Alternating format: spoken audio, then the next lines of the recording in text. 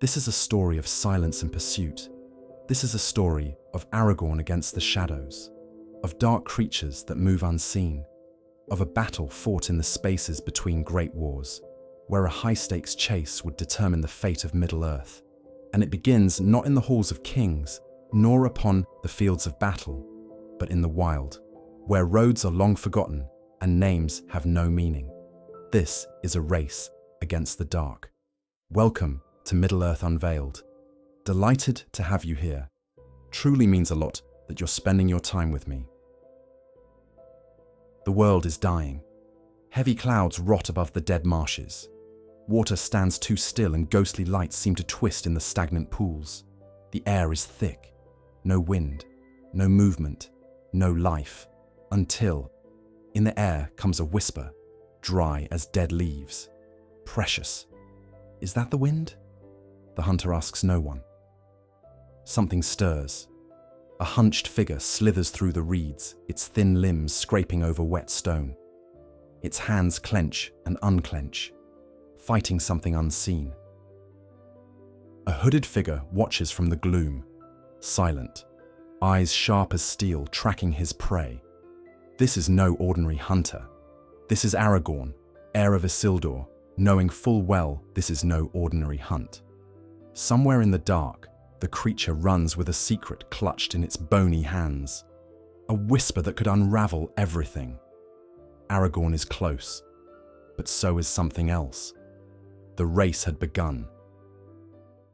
The Third Age is coming to a close, and in the east, the shadow of Dol Guldur stretched like a poison, creeping ever closer. Orcs multiplied in the mountains, their numbers swelling with each passing moon. Men whispered of nameless fears, their voices trembling in the dark. And in the heart of the Shire, a simple gold ring lay quiet, but not forgotten. Far from the Shire, in the quiet halls of Rivendell, Gandalf the Grey sat hunched over a table. Firelight flickered across ancient scrolls, their edges brittle with age. His thoughts drifted unbidden to Bilbo's 111th birthday party. The confetti, the laughter, the joy that had filled the air. And then he remembered the moment Bilbo had vanished with a pop, the ring slipping into his pocket. Even then, its gold had glinted with a malice that chilled the air, though Gandalf had pushed the thought aside. Bilbo's ring, Gandalf muttered, his voice heavy with regret. I once thought it a harmless thing, a trinket of no great power. His hand trembled slightly as he unrolled an ancient scroll, its title etched in faded ink, of the Rings of Power and the Third Age. His finger hovered over a single line, the words seeming to burn brighter than the firelight. But if I am wrong, if it is what I fear, then we have but little time. But now, in Elrond's repository of memories, the truth struck like thunder. Gandalf unrolled the brittle parchment, its edges crumbling as his finger traced a line of elvish script. Firelight danced in his eyes as he read aloud, the words heavy with foreboding. And the one, crafted in secret, would bind them all. A cold realization settled over him. Bilbo's trinket, Gandalf murmured, his voice barely above a whisper. It was no trinket, it was the one, Isildur's bane. His hand tightened on the scroll. And now, it stirs. At the library threshold, Aragorn stood, cloaked and road-worn, his presence as steady as the mountains. His gaze met Gandalf's, and in that silent exchange, the weight of their shared understanding passed between them. No words were needed. Gandalf's voice broke the silence, low and urgent. He must be found, he said, his eyes dark with resolve. The creature Gollum, he bore the ring for centuries. If Sauron takes him, the enemy will learn of the Shire, of Baggins. Aragorn stepped into the light, his face weary but unyielding. He paused at the threshold, his hand resting on the hilt of Narsil. The blade, though reforged, felt heavier than ever. His thoughts turned to the Dunedain, to their sacrifices, and to the shadow that now threatened to consume all they had fought for. This was Aragorn, son of Arathorn, heir to Gondor's throne, to the world, a wanderer, to Sauron, a ghost, to Gandalf, the last hope of a fading age. And in his mind, he knew the truth. The creature had to be found. In the courtyard, Aragorn packed his supplies, a dagger, rope, lembas wrapped in elven cloth. Gandalf watched in silence, his gaze heavy with unspoken words. After a moment, he handed Aragorn a map of Middle-earth, its edges singed and marked with notes. The last sighting had been near the Gladden Fields. The shadow was moving faster than they dared fear. The creature had to be found before the enemy learned of him. There was no time to waste. Aragorn mounted his horse, the courtyard silent save for the whisper of the Bruinen. Gandalf's warning lingered in the air, unspoken but understood. Trust nothing but the stars. Even the earth itself might betray him now. From the deepening shadows, Elrond emerged, his face a mask of grim approval. "Your path will be dark, Estelle," he said quietly. "The Dunedain have kept vigil for centuries. Let their oath guide you." Estelle, hope, a name given when Aragorn was but a child in Rivendell's halls. Now, it was a prayer. Aragorn rode into the dusk, bearing the weight of the Dunedain's sacred duty. They all agreed that this monumental task needs to be kept secret, but in the wilds, secrets are never safe, and Aragorn was not the only hunter. The misty mountains loomed ahead, a fortress of stone and snow, ancient and unyielding. For centuries, these peaks had been Gollum's refuge, a place where he had gnawed on raw fish and darker, more insatiable hungers. But now, the mountains themselves seemed to conspire against Aragorn. Avalanches thundered down like dragons unleashed. Orc patrols scoured the passes, their eyes sharp and cruel. And always, carried on the wind, came the faintest of whispers. Baggins, Shire, why here? Why now? The answer lay in the mountains' very nature. They were more than a barrier. They were a crossroads. To the east stretched Mirkwood, where Sauron's shadow deepened with each passing day. To the west lay the Shire, still blissfully unaware of the storm gathering on the horizon. And in between, a lone ranger, heir to kings, walking a path few dared to tread.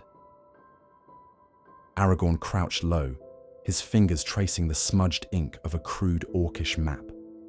The trail led south, its markings jagged and hurried. He muttered under his breath, the words barely audible, "Trust none but the stars." Gandalf's warning echoed in his mind, but the stars offered no guidance tonight. Thick clouds choked the sky, blotting out their light. In the oppressive dark, Aragorn felt it, the weight of his lineage pressing down on him. The Dunedain, the rangers of the north, had once patrolled these heights. Their beacons had lit the night. Their swords had kept the peace. Now only ruins remained, silent and crumbling. Who were the Dunedain? They were descendants of Númenor, the great island kingdom of men. Once they had been kings with their ships sailing to the edges of the world. Now they were wanderers, guarding lands that had long since forgotten them. To the folk of the Shire, they were little more than drifters, nameless, faceless shadows. But Aragorn knew their legacy. He carried it with every step, a living echo of their footsteps. Aragorn crouched by the riverbank, his fingers brushing against a weathered stone marker half buried in the earth. It was one of many scattered across the north, each one a silent testament to the Dunedain, the rangers who had once patrolled these lands. Elrond had shown him a tapestry of their history long ago, when he was still a boy called Estelle. They fought not for glory, Elrond had said, but for memory. Memory, the last weapon of the forgotten. And now, Aragorn carried that memory with him, not in a crown or a banner, but in the quiet resolve of his steps. The Anduin flowed before him, its dark waters glinting under the clouded sky. This river had borne kings, armies, and secrets through the ages. Now, it carried a ranger and his ghosts. But the river was not empty. On the eastern shore, shadows moved, Sauron's spies, hunters of flesh and shadow. They, too, were searching for Gollum. Not for answers, but for the ruin they might sow. Because Gollum was more than a creature. He was a key to the ring's location. And if Sauron found him first, the Shire's days of peace were numbered. Aragorn rose, his hand resting on the hilt of his sword. The trail was faint, but it was there, a scrap of cloth snagged on a thorn bush, reeking of fish and decay. Gollum had passed this way, and recently. The hunt was far from over, and Aragorn wasn't the only one closing in. In the heart of Mirkwood, where the trees grew gnarled and twisted, and light dared not linger, stood Dol Guldur, a fortress of dread, a monument to corruption.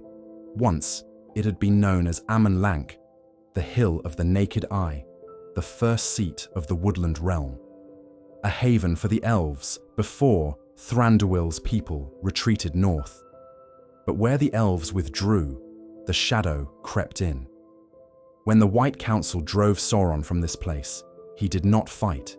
He did not need to. His true throne, Barad-dûr in Mordor, had been waiting. Dol Guldur was no longer his stronghold. It was a vestige, a wound upon the land that refused to heal. For a time, its halls had been empty. But the shadow does not abandon its children. Now, it stirred once more. From the cliffs above, hidden beneath the roots of an ancient oak, Aragorn watched. He had no intention of stepping into those halls, no desire to feel the weight of the darkness pressing against his skin.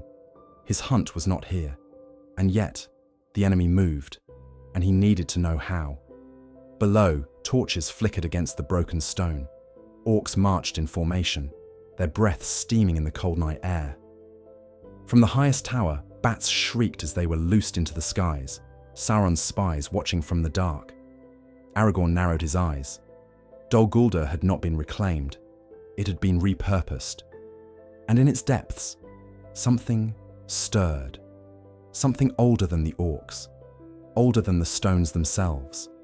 A presence, a shadow of what had once dwelt here. The Nazgûl. Something unseen shifted in the dark. Aragorn felt its gaze. He did not linger. Turning from the fortress, he vanished into the forest like a breath upon the wind.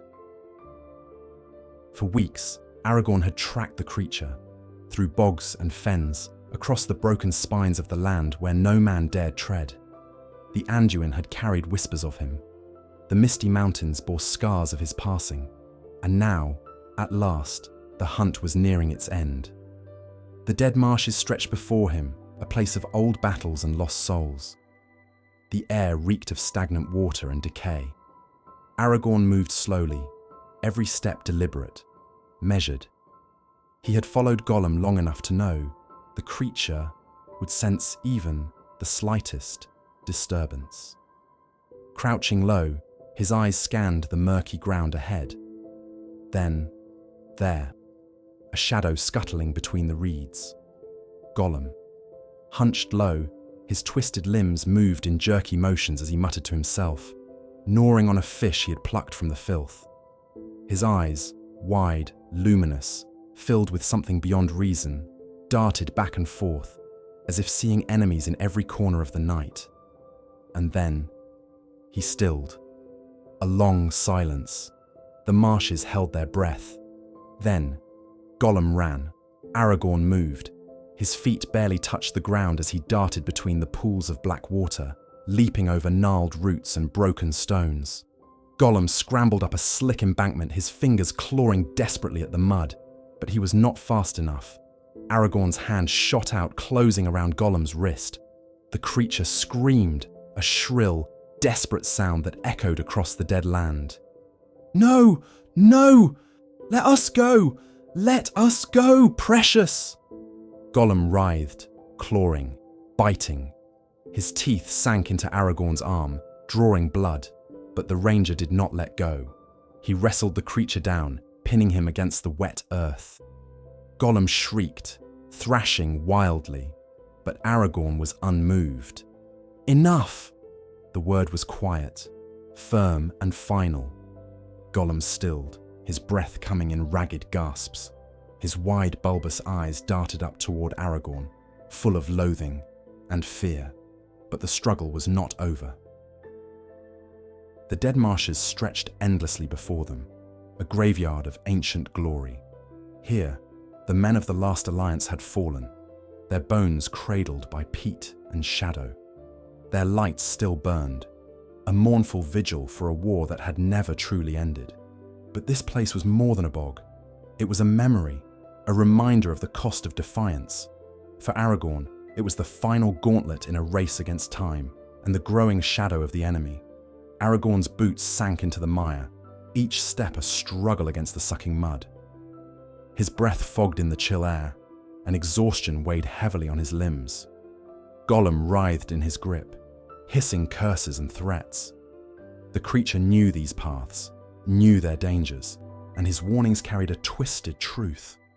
One misstep, and the marshes would claim another soul. But time was a blade at Aragorn's back, and the Nine were closing in. As he pressed forward, Aragorn's vision blurred. For a moment, he was no longer in the marshes. He was in Rivendell, standing over a crumbling map under Elrond's watchful gaze. The Elf Lord's finger had traced the marshes, his voice low and grave. Even the Valar wept for this place, he had said. The dead remembered, and the shadow listened. That warning echoed now, as it had for centuries. The Dunedain had once charted these fens, their wisdom etched in songs now lost. Aragorn carried that legacy, not in scrolls, but in blood. Suddenly Gollum twisted violently, his teeth sinking into Aragorn's hand. The ranger recoiled, and the creature slipped free, diving into the murky water with a splash. The marshlights pulsed, casting jagged shadows across the bog. Aragorn stilled his breath, listening, not with his ears, but with the instinct of the Dunedain. Silence stretched, broken only by the faintest ripple. In a flash, Aragorn lunged, hauling Gollum from the muck. The creature thrashed wildly, but the ranger's grip was iron. For a moment, Gollum froze, his wide eyes flickering with something almost human. The name Aragorn had spoken, Sméagol, stirred a memory long buried. But the moment passed, and the creature snarled, all pity extinguished. Aragorn bound Gollum with elven rope, its silver threads glowing faintly in the dim light. His tired gaze lingered on the cords, a gift from the wood elves, woven with spells of containment. Gollum's whimpers faded into the marsh's sigh, but the air itself seemed to hold its breath. Even in victory, Aragorn's heart was uneasy. One creature had been saved from darkness, but what of the world? As Aragorn turned westward, the earth itself seemed to shiver. A low, resonant thrum vibrated through the water, and from the mist, skeletal hands breached the surface, pale, ghostly fingers pointing eastward. The dead did not rise to attack. They rose to warn, as if they knew the massive threat coming from the east. The hunt was over, but the war had only begun. This is Middle-earth Unveiled. If you crave tales of unsung heroes, of Dunedain, elves, and the light that endures, join our fellowship.